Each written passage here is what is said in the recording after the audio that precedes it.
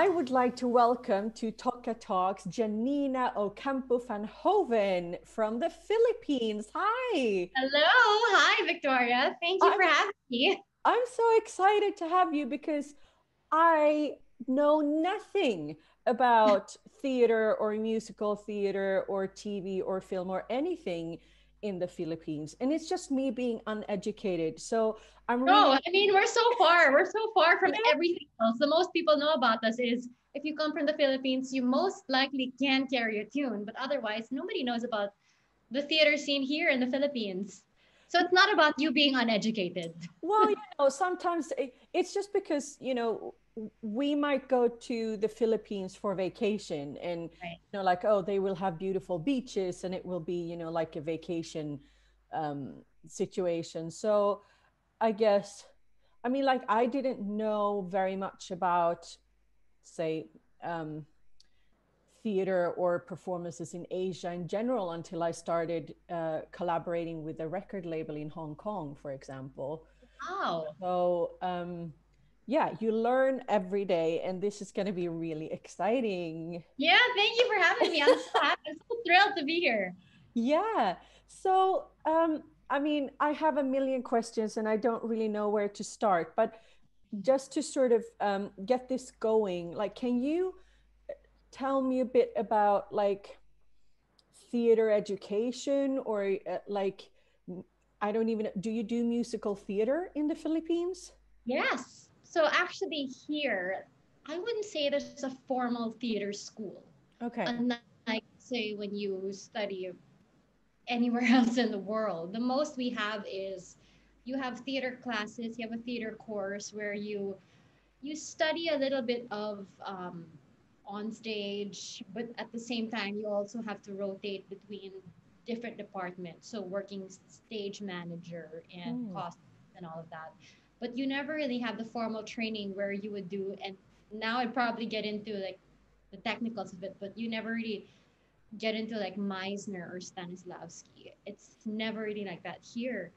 For most theater actors, I would say you actually come into the craft and learn through experience. So it's from doing show after show after show, and then you kind of develop your technique and your rhythm and how you find your truth. But in Hmm. terms of proper theater education, I think that's really lacking here, and it's Hmm. very evident when you see. I think when other more established theater actors come to the Philippines, there is a lack of technique. It's not technique driven at all. It's very um, I don't know how to describe it. I guess there's an instinct to Filipinos. So and there is a passion for us to just be very artistic and very open, which works to our advantage. Hmm. But there's so much talk of developing the theater education here. But we're a third world country, so the government has zero budget for the arts. Yeah, So it's which is a mostly shame driven by though. the sector. It's a shame. It truly is. Yeah, but I mean, maybe that's something to look forward to in the future, or something to create there. Trust me, there's so many people who are currently working on it. And I think that's why there's so many theater companies, local theater companies that are popping up left and right. It's just because there's so much passion for the craft that people want to give back. So these are theater actors who actually did study, let's say in New York, who were on Broadway, or let's say who studied in London and were on West End, and who Hmm. really just want to bring that technical aspect of theater to the Philippines. Oh, So that's great. it's great. And we have two main theater companies here. You have one which is Filipino. So most of their work is in Filipino. Hmm. So it's a lot of originals and a lot of, how do I call this? A lot of very traditional storytelling done in Right. either Filipino or any kind of local dialect. And that's called PETA, or Okay. Philippine Education of Theater Arts.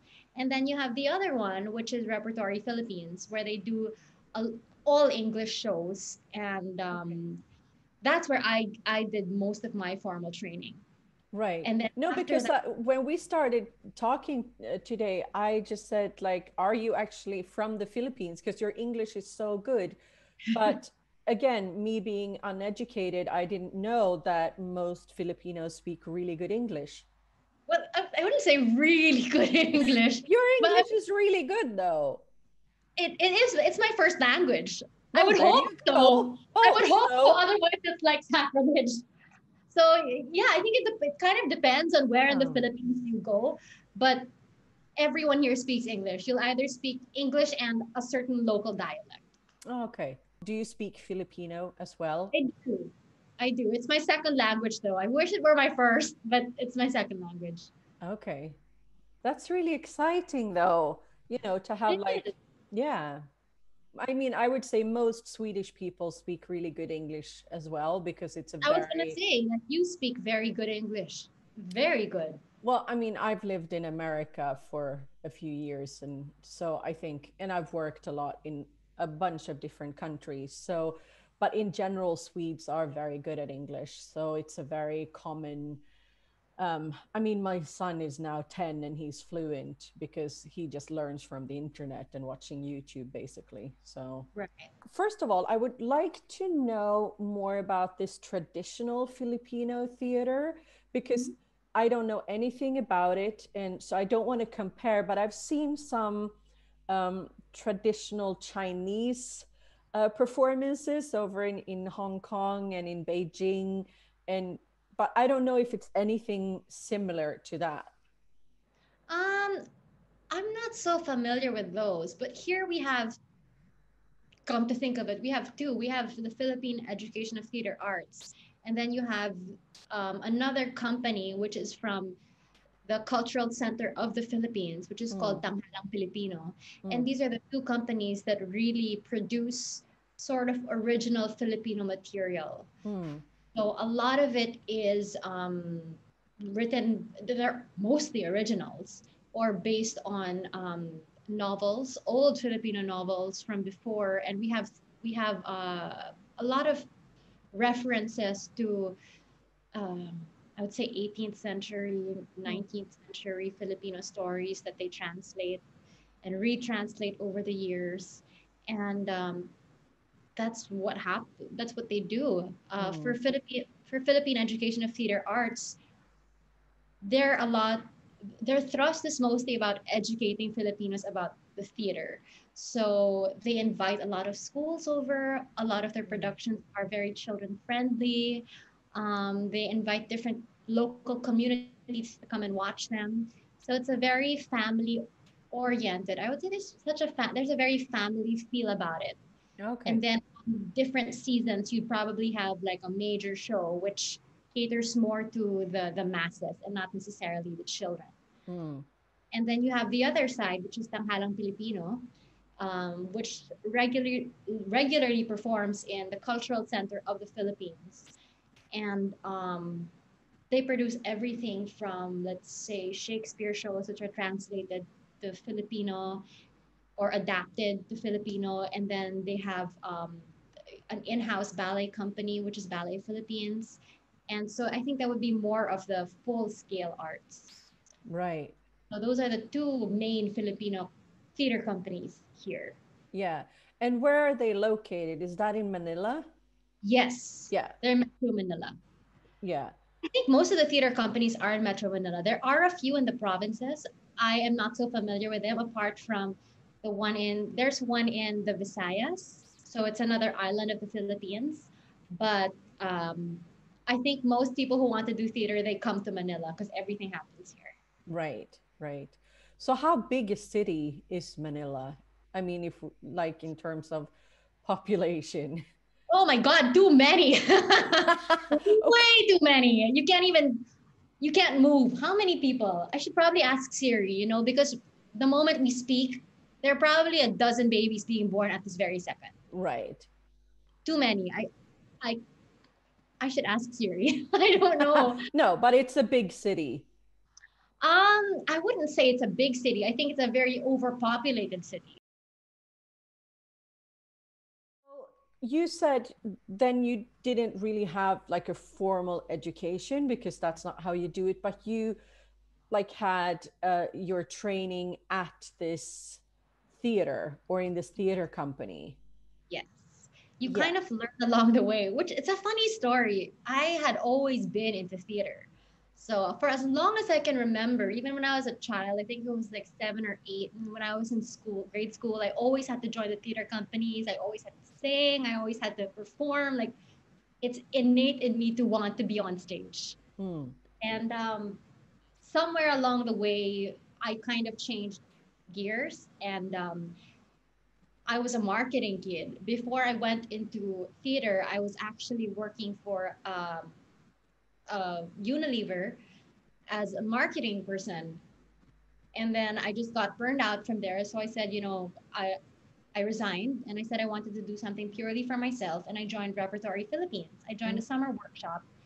Um, and so this was after I had already worked several years in Unilever. And I fell in love again. So after that one summer workshop, I fell in love and I haven't looked back since. I had no training, but then the moment I joined the workshop, right after that, the season after, I joined their repertory children's theater, which runs for maybe 2, 3 months. So 2 months, and you have as many as 4 shows in one day. So you just Wow. have schools that come over that watch you, and the shows that I was part of then.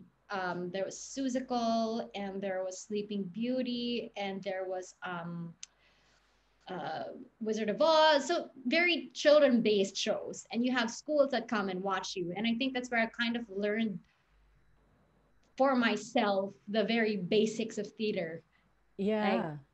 And energy. sometimes, I think the best way to learn is to actually just do it. I've talked to a lot of musical theater performers on this show, and everyone has had years of training, but they all say the same thing. Like your training is just to give you a bunch of tools. It's like a starter kit, Right. that you're given in these years of training, but then all the experience and like where you can actually start using it, that's where you build like your real sort of portfolio of all the things that you can do, and you never stop learning. I mean, if there is no education, then I mean this is a really great way to learning by doing. And I would say here in the Philippines, it's so important to find a mentor. Or actually, Mm, you can't find one. Like with most mentors, they have to see something in you to take you under your wing, to take you under their wing. right. So it's helped me a lot to have really good mentors along the way who've given me so many opportunities, and just look for programs for me to join, look for shows that I can audition for.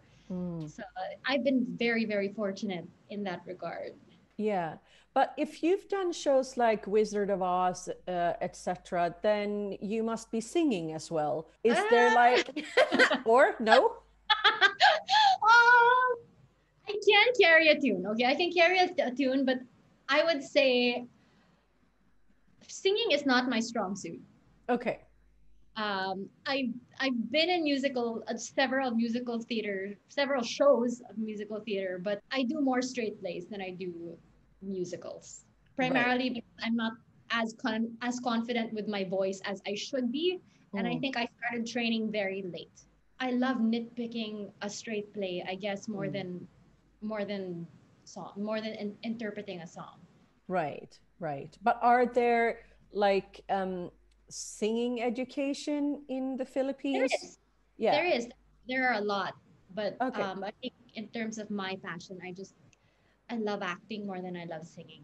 Which isn't to say that they can't coincide, but I guess the roles that I've been more inclined to are all straight plays as well. Right, right. No, I was just interested if, say, you wanted to be a singer, if there would be, like a school to go to, as opposed to when you said there are no formal schools for acting.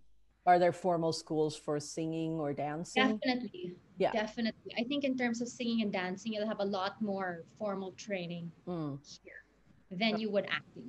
I also, when I read about you, saw that, I mean, you've done TV and film and commercial work as well. Yes, I have. What is the film and TV business like in the Philippines? I wouldn't say that I'm actually in the film industry or the TV industry here because I I was approached before to join because you have networks, different networks similar to anywhere in the world, I guess. And then they have like their roster of actors who they put you in what you call a teleserie, which is kind of like a telenovela Mm. in Spain. And so I had been approached several times before, but I think being a celebrity here in the Philippines is very much like Hollywood in that it's so vicious and Uh, grueling. And my Tagalog or my Filipino is just not at par with everyone else's. So I didn't feel very confident. And I think I really was not drawn to that. If you're a star here, like a TV and film star, they call you artista. So mm, I don't think that I was quite drawn to the artista lifestyle. mm, Just it didn't seem like something that I wanted. I joined theater because I loved act. right. And when you hear all of the shows and all of the stars, who you might quote me, I'm gonna say it anyway. I mean, you'll get a break if you're pretty, Mm, or if you're good looking, or if you're white. uh, It's not about your acting abilities. It's not about your talents at all. It's mm, about your looks. right. And I wanted to develop my craft more than just be, let's say, a face. Right.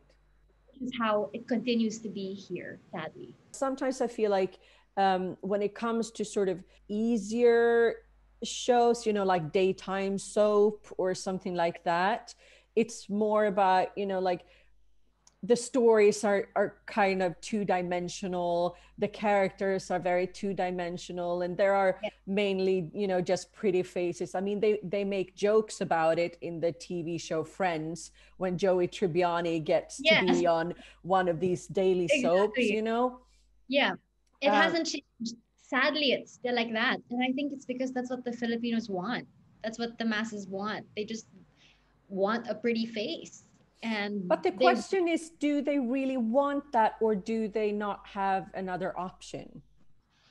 I think, I honestly think the Filipinos film and TV industry has tried to do maybe what the Koreans have done Mm, in the sense that, Korean dramas and Korean shows are so, I feel like they're so simple, but the acting is so rich and the mm, storytelling is so, there's something very pure about Korean storytelling. And I think the Filipino tried to do that. We've tried to do that route before, but ratings just dropped.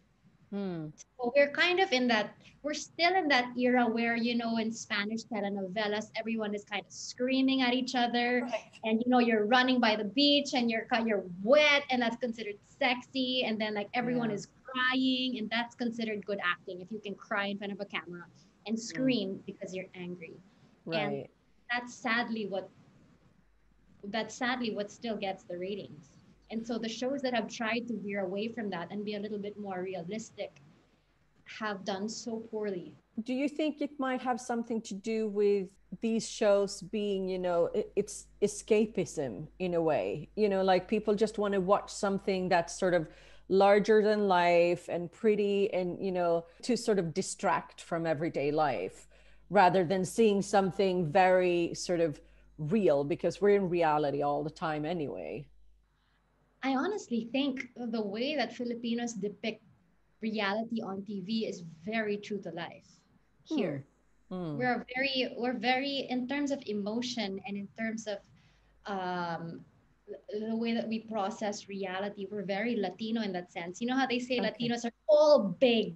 There's Right. never in between. You're either really quiet or just loud. And Right. Filipinos we're very loud with our emotions. And uh so, say if you're angry at someone, you would just be like yapping at them nonstop. And if you're sad, the natural reaction is just to really bawl uh your eyes out.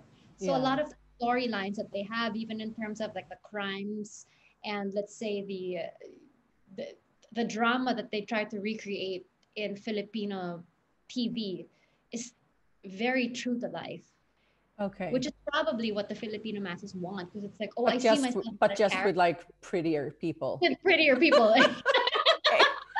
Exactly. Excellent. So That's me, except the aspirational me. oh my god, it's funny.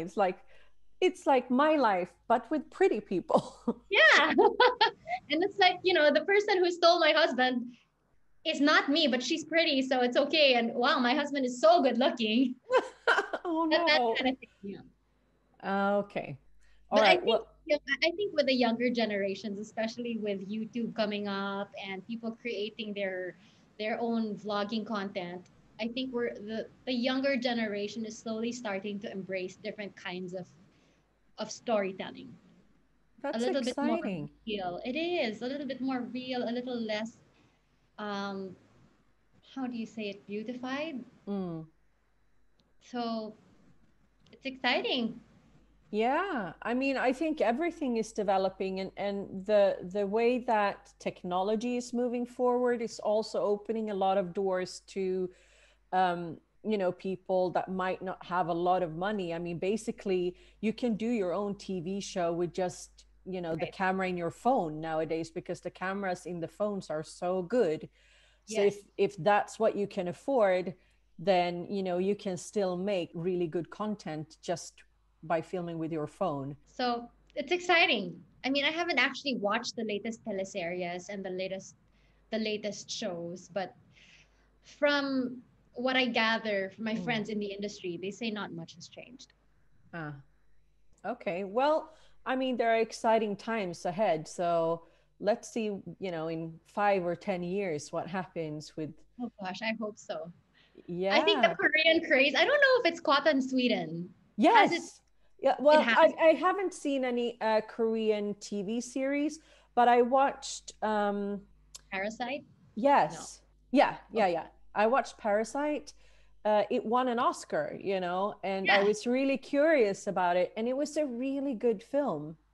I haven't seen it. Really, I really liked it. Yeah. It's very weird, but I mean, it's not weird. It's very clever, but it's interesting because it feels like it changes genres throughout the film. So, like, it starts out almost like a comedy, and then it moves more into like almost like a suspense thriller, and then it becomes something. So it sort of morphs into different genres along the film. I mean, I would highly recommend it. It's a really good film. Okay. Yeah. I'll go check it. I Yeah, mean, you should. everybody here loves Korean shows. Oh, So, cool. and I've fallen in love with Korean movies, so I should probably check it out. Yeah, you should. I mean, I think that's one of the wonderful things about the internet and streaming services, etc. I mean, now you can actually find, or it's, I mean, you could probably before, but it's much easier now to find film or TV shows from all over the world rather Yes. than just, being spoon fed for us Swedish television and then all the American or British TV that, would be imported to us.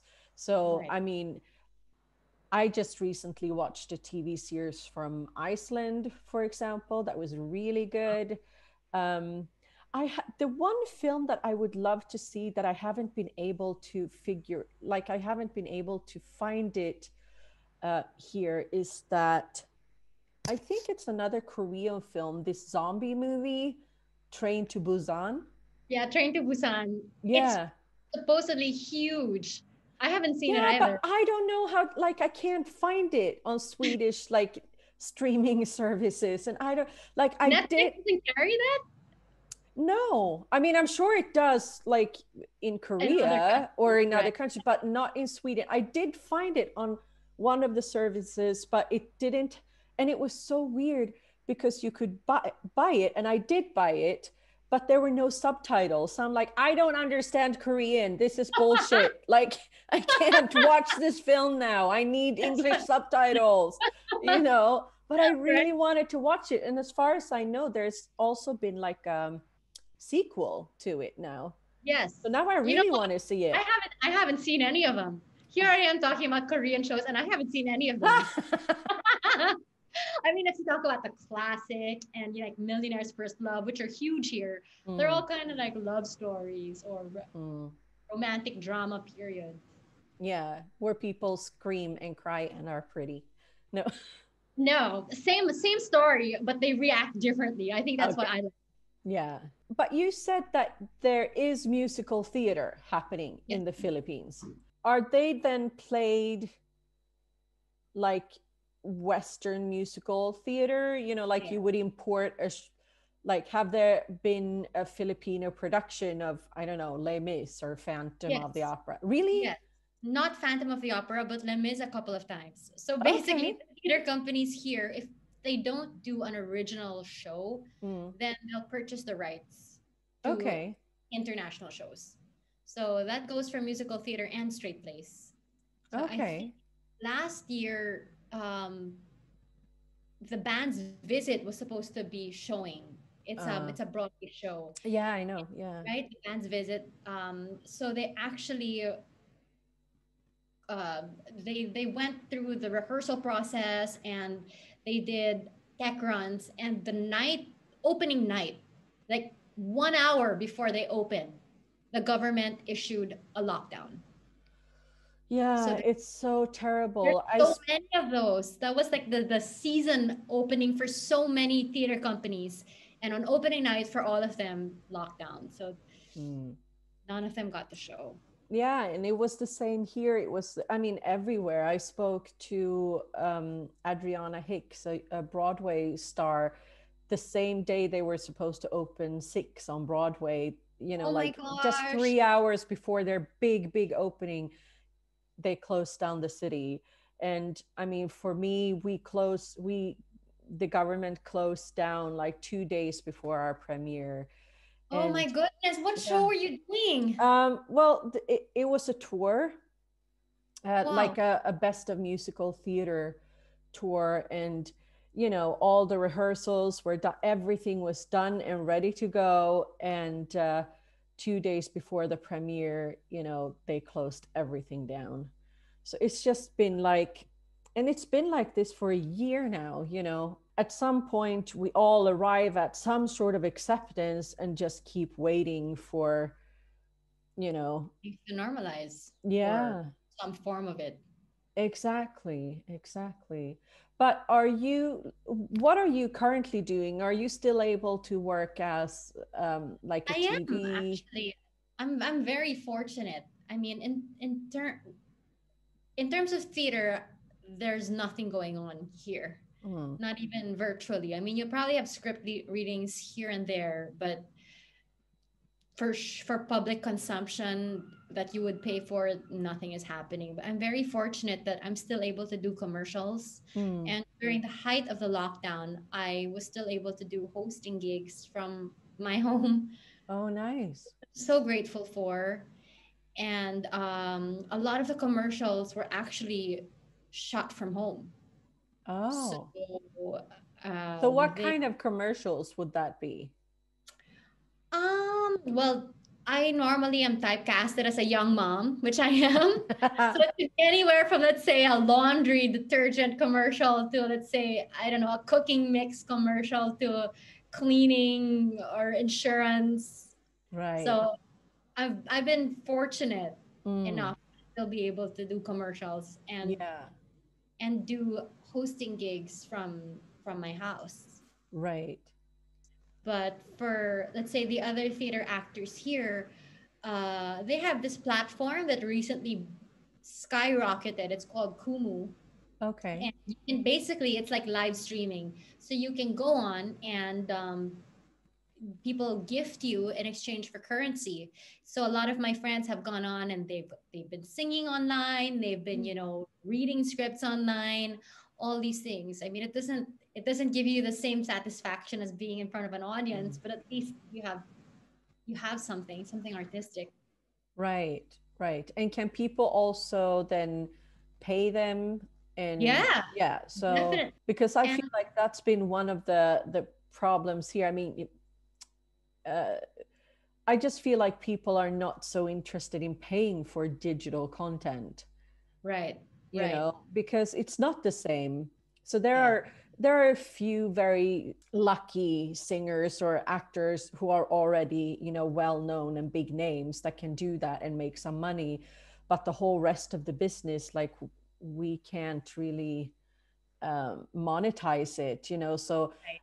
it just felt very unfair. because as soon as lockdown happened and we couldn't work, the people who always get the most money and who always work, they were still working, Still the the ones who are big able to names, and everyone else was just like completely shut down. I mean, the shows that I do are, I mean, we have a lot of live audience coming because we have very high quality shows. But if they're going to pay, money to sit at home to watch something online, they will most likely either not do it at all or possibly buy a ticket for, a big name. someone who's bigger, right? Yeah, yeah. Which has been the situation here as well. Mm, So in terms of this platform called Kumu, there are only it's a certain personality type that does well. yeah. I do agree with you. I mean, of course, you can create fantastic digital content, but I think it's difficult to monetize it the same way as you would, say selling tickets to a live show. Definitely, definitely. Yeah.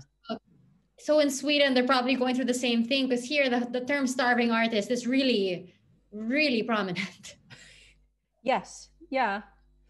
I mean, we've gotten some help, but a lot of people who are, sort of falling between different categories and different rules for, getting support, or, and it's been really, really difficult. And I mean, like, I don't know about you, but when 2021 started, everyone felt, a surge of positivity because vaccines were coming, and, A like little bit of everyone was, hope, right? exactly. But now it's just like, now we're just Exactly. waiting again. What happened?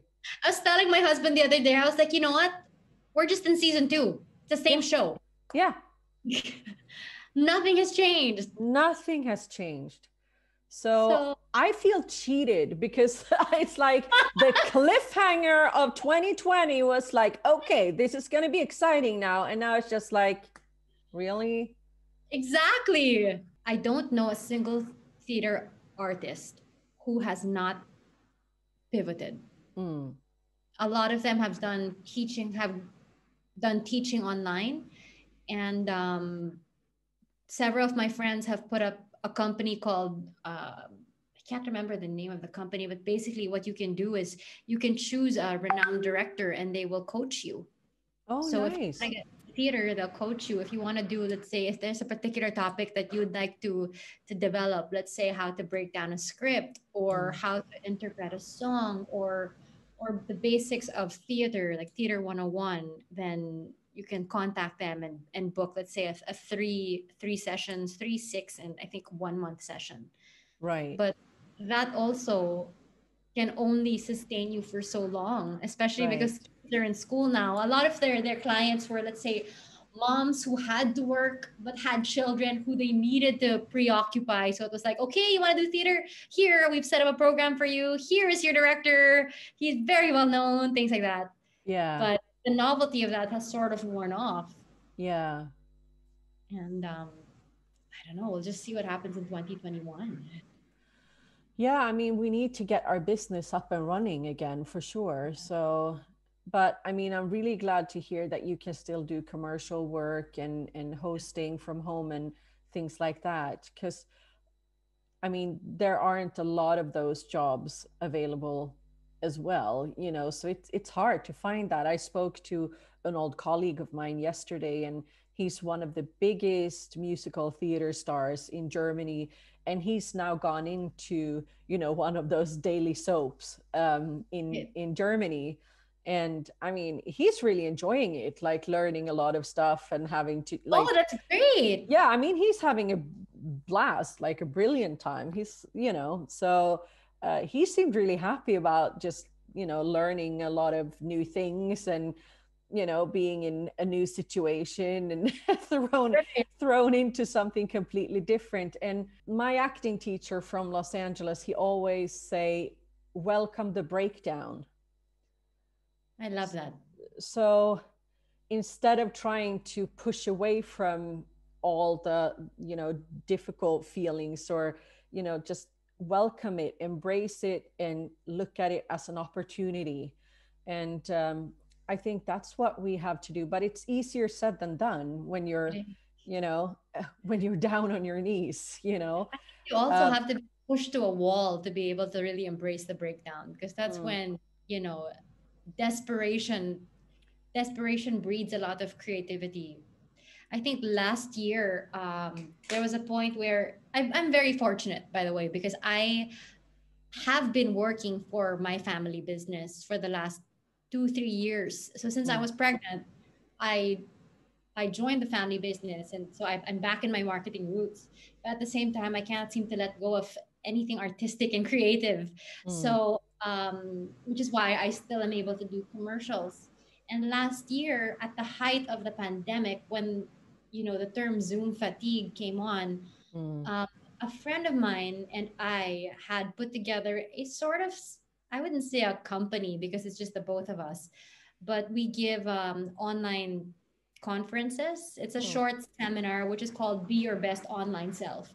mm. Basically, how do you project confidence in front of a screen and still be able to deliver your message in the shortest time possible and be as effective a communicator as you would have been face to face? Right. Because all of these different corporations had to suddenly transfer to Zoom, and having like 5 Zoom meetings a day is exhausting. Yeah. So it's kind of just like the basics of what you need to do technically, and also as a person, how do you find that energy inside you and have that translate on screen?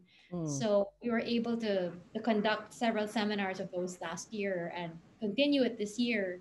But I think Yeah. that came out of just, one day a friend of mine was saying, I need you to teach my, he owns a school. Ah, And he was like, I need you to teach my teachers. How do I sell these topics? How do I sell myself and these topics online? right. And I had been doing Shop TV, which is like you basically sell things on TV. Right. So it's things that I had no idea of, but you have to be as convincing as possible. Yeah. And so I'm doing that for like 3 or 4 years. So I think I sort of was able to understand how to do that. Mm. And so making a module out of it was kind of second nature because I had to do it for several years for different products, which I had no idea of. If you would give some advice, say what you were just talking about, like talking about your online seminar about selling Mhm. yourself on camera, or do you have any quick advice or something that you could show us or tell us about? Oh gosh, very basic. It's a lot of the times it's not about selling yourself, but just selling your idea. You only have your audience for 10 minutes. That's the most that they'll listen to you. And the most important is how you welcome them. So Mm. your first 5 seconds will determine the effectiveness of your meeting, of your pitch, of your conversation. The basics are like lighting, look straight into the camera like you're Mm. talking to them. Try to be as comfortable as you can. And what I like to tell people is find your center of gravity and balance before you get into any meeting. Because if you're fidgety or if you're nervous for a pitch, even if you're not on, even if you're not in there in person, Mm. that energy translates more than any positive energy could. Mm. So, what I would say, especially to those, because we gave a lot of pitches to teachers and to agencies who had to pitch the clients. So Mm. I said, I would say before you go online, like have a picture of somebody who calms you down or brings you positivity and print it out and like stick it right next to the camera, just to remind yourself that okay, I'm doing it for them, or okay, I'm good. Because Yeah. it's not like you're in theater or you're on TV where you actually love being in front of people. Right. Most of these are executives who have no idea how to conduct themselves in front, and you're just like, you're saying, okay, everyone, so this is the meeting, and Mm. while they have to listen to you, why not make it, as entertaining and effective as possible? Yeah. Do you have agents in the Philippines, or how do you get your commercial work? I do have an agent. Okay. I have an agent. Yeah. And so what they do is they started like, so you have a casting brief, and then the agent will just say, okay, why don't you send in your profile for this particular commercial? So this is what these are the things that you have to do, the acting skits. And then luckily everything now is online. So just yesterday we had a final casting and I booked a commercial. So happy Yay! about that. Yay. Of course. Yeah, I'm thrilled. So they're sending in the wardrobe. So everything is done in your home except for the actual shoot date. So the Okay. wardrobe, we had our final casting yesterday. The approval was today. Tomorrow they're shipping over the wardrobe. Mm. Then I basically just have to take pictures and tell them which areas feel loose or don't fit, and then bring it back to them. And then we have a test, like the PCR test Mm-hmm. on, let's say, Monday, and then you just have to quarantine for the next 3 days until your test results come out, and then you shoot. Oh, So nice. that's how things are done So here. what Everything. was it for? It's for it's called sinigang, which is kind of like a one of the most popular Filipino dishes. It's a sinigang mix. Oh, okay. I'll be cooking. I'm a You'll cooking be housewife. No, and I'm so fortunate that people here are slowly embracing theater actors and looking for theater actors for commercials. Because yeah. before it was kind of just like, look at the camera and smile, like very facial skincare type of commercials. But now the briefs are so acting heavy. So it's been good for our industry. So how many like TV channels do you have in the Philippines? Like, and are Local. no, but like, for example, in Sweden, we only have two state-run channels which have no commercials. And then there are, like loads and loads and loads of like privately owned commercial driven channels. So are there any similarities there where you have like, or are there commercials on all the channels? There are commercials more than there are shows. Ah, So let's say the way that it works here is the commercials basically run the networks. right. And I don't think it's like, let's say, I'm not familiar with how it is in Sweden, but in the States, it's say if you have a show, it's blocked off in the network from 8 to 9. Mm, And then right after that, you have a show from 9 to 10, which is normal anywhere in the world except in the Philippines. So if you say that a show is running from 8 to 9, that is a guesstimation. mm-hmm. Depends on when the ads will finish running. Because you can have, let's say, in the middle of a show, maybe it'll run for like 10 minutes, and then you have 8 minutes worth of commercials, and then you have another 10 minutes of a show, and then maybe 10 minutes of commercials. So what should have been a 30-minute program time slot is now 1 hour because it's run by ads. Yeah. But I think that was the whole point of television from the beginning anyway. That's how they invented television. It Right. was to bring commercials straight into the homes of people, and then to get people to watch the commercials, they would have to do something more interesting in between. Right. So, But because I mean, that drives me crazy watching television in the United States as well. Like it's commercials, commercials. And then you watch like 5 minutes and nothing really happens. Say you're watching The Bachelor or something. And then it's like right. commercial. And then like, and they keep, pushing these sort of cliffhangers along so that you will stay and keep watching. It's exactly the same here, except Mm. times 10 of the commercials. Oh. And times 10 of the dun dun dun. And then you have like a family singing, like, buy our Norm mix or something. And then you're back. It's Uh, it. So many cliffhangers and too many commercials. okay. I can't say I'm super excited about Filipino TV right now. I'm not selling it well, aren't I? I'm Well, we're gonna see a lot of beautiful people. Who That's doesn't what want to see beautiful people, I right? know. Yeah. Okay. Yes. So, yeah. And I mean, you're gonna see people crying, and you're gonna see, really interesting plots, A like lot of time screaming. drama plots, which will Mhm. happen over and over again. And who doesn't want to see variation, right? Of the same thing. It's great. I love it. See, you're such a TV shop girl. Oh my God. It's so amazing. Like, just keep watching. It's so much fun. I When I promise. do it, I look crazy. No, you don't. Just be like, it's just another 10 minutes of commercial, and then I promise you'll get like 2 seconds of the next part. which is so worth it. So are there any can I look up commercials of you online? I think you can. I don't know if they'll appear, but well, they'll appear. Honestly, Oh, I think the funniest commercial I ever did, the yeah. funniest casting I ever did for a commercial was, um, my lips were used as vagina. So it was for a U.S. commercial, and my friend, who is a very renowned director here in the Philippines, was Mhm. like, Giannina, I want you to come in for a casting. So Mm. can you read this, but just like zoom in on your lips? And it was kind of like, I can't remember the script. This was maybe like 5, 6 years ago. It was like, Eduardo, I want you to come here and whatever. And so I was like, okay, he could not divulge the product. So I was just like, okay, how do you want me to say this? He was like, say one in a very sultry way, another in a very playful, another just standard, like how you'd read it. And so I booked it, and then I go there, and then he was like, oh, so this is for like a vagina, like a, what do you call it? A feminine wash, but your lips are basically the vagina. And I'm like, that's great. Like, thank you. Okay, thank you.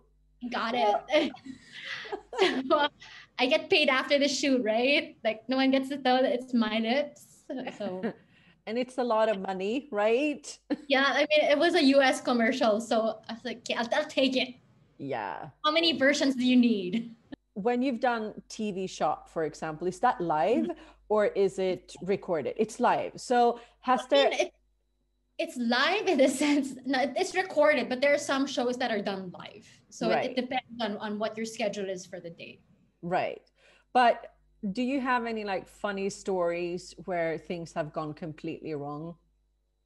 Um, luckily not.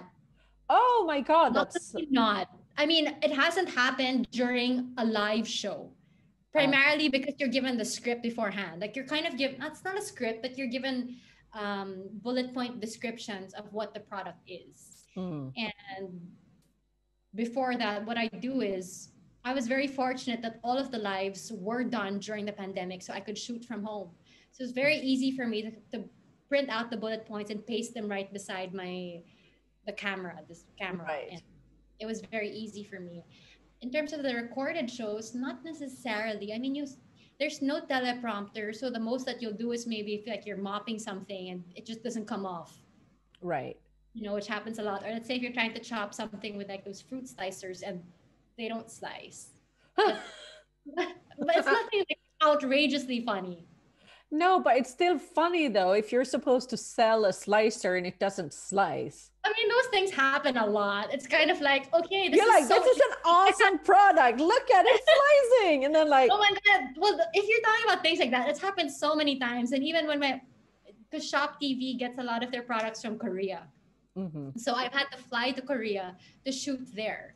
And there's so many times where it's kind of like, um, okay, so we have this drill and nobody can understand what you're saying, right? And the Korean producers there, so it's like, okay, we have this drill and it's so easy to drill it, and it's like nothing's happening, and you're talking and talking and talking, and they're telling you, like they're trying to talk to you in their language, but you have no idea what's going. And basically, what they're trying to tell you is it's not working. Why don't you add it because we're live?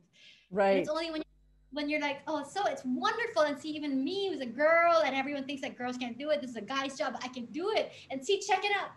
No, it's just kidding. It didn't work. But that's because you just kind of have to roll with it and Yeah. and find some comedy, like inject comedy, so it doesn't seem like you made a mistake. But nothing outrageously funny, I would say. No. So when you've been doing this from home, no children showing up or a dog or um, Oh, I mean, the Wi-Fi gets wonky, and my daughter's screaming, but I kind of say, "I'm a mom. You guys know I'm a mom. High five to all our struggles." And then exactly. people just Yeah. comment and be like, in Tagalog, "Good for you that you're still able to work," or "I applaud you," things like that. And then you just, Yeah.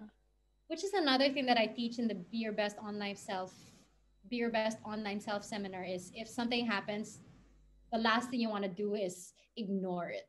Mm. like acknowledge it and then roll with it or move on.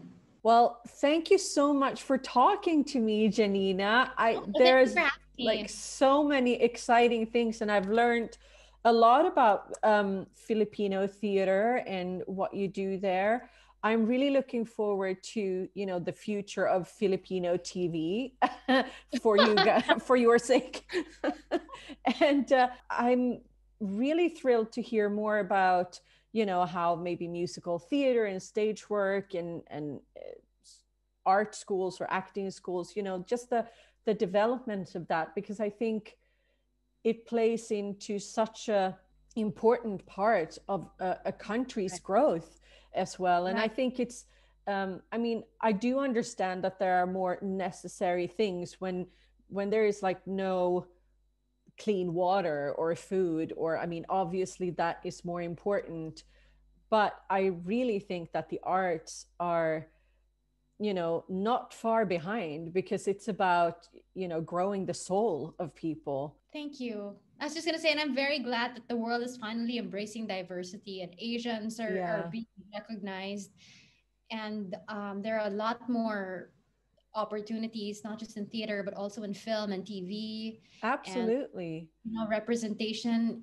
And I think because of the success of the Miss Saigon revival, Mm. people are slowly starting to re-recognize Filipinos worldwide. Films like Crazy Rich Asians Yes, opened, a whole new definitely. world as well, because I think, again, it has to do with, since we don't get to see that very often, we don't know. I mean, of course, I'm not stupid. I've been to Hong Kong several times, and it's one of the most expensive cities in the world. So obviously, people there have money and great jobs, and you know what I mean? But you Right. also see a lot of the poverty in these countries, or if you go on vacation to the Philippines, you might see more of, like the poorer population, if you Right. will. So you just don't know that, or you don't think about the fact that obviously, there are super rich people in India or in Right. China, or, it's just that maybe the differences between the richest people and the poorest people in that country are much bigger, for I was example. going to say that. I was going to say here in the Philippines, like with most third world countries, the rich are filthy rich and the Hmm. poor are destitute. Right. But it's a huge discrepancy between both. Yeah. And my ex-husband, he was from Romania. And, we lived there for a while. So you would see these super rich Romanians in their super expensive cars, driving down the same road as people who only had, like a carriage and a donkey, basically. Oh, you have the same thing here. And it's just like, You have the exact same thing here. yeah, because I mean, in Sweden, you wouldn't see a person, unless you go to like a farm, you wouldn't see someone going down the street with a horse and carriage, driving, like that would never happen. Or, for example, when I lived in Romania, they have a lot of street dogs, and Yes, as a we have here as an well. animal lover or a dog, like that was really hard for me to see, because we don't have that here.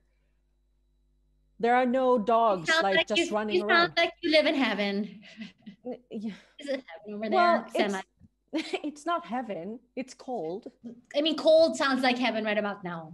Oh, Always hot yeah, here. but So I mean, we have a lot of good things in our country, absolutely. And even though the differences between the wealthiest Swedes and the poorest Swedes are, I mean, there is absolutely a big gap there.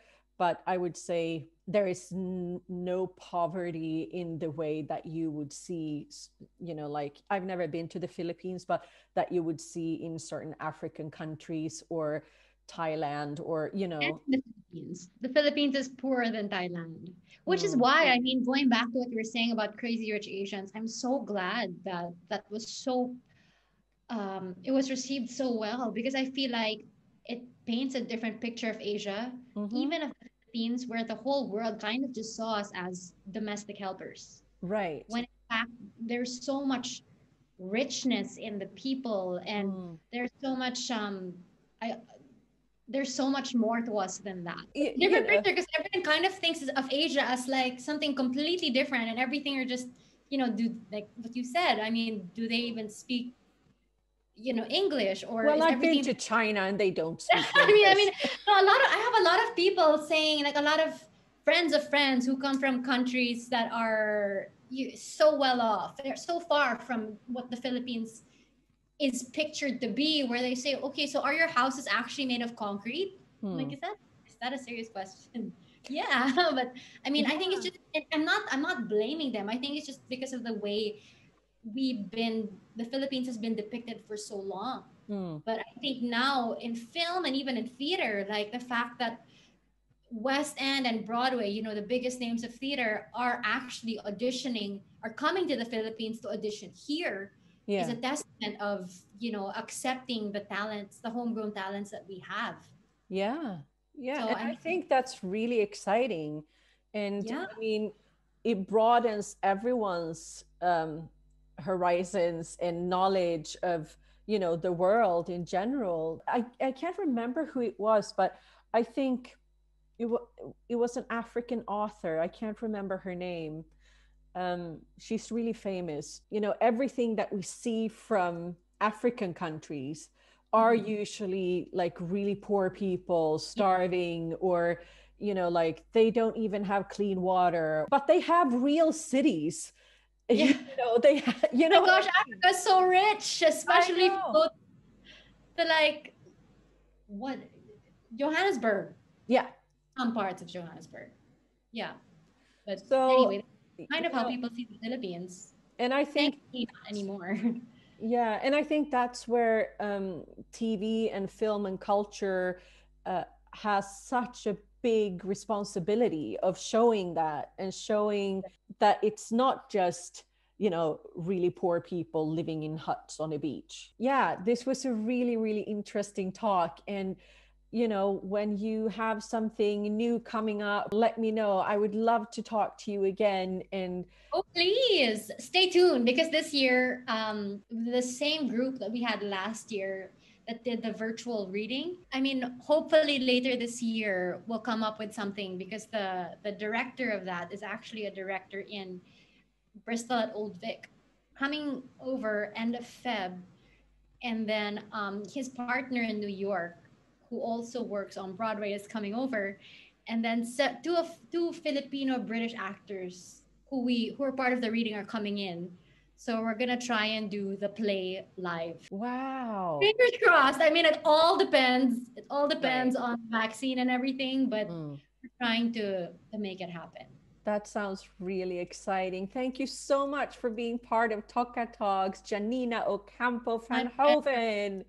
Thank you. Thank you so much for having me.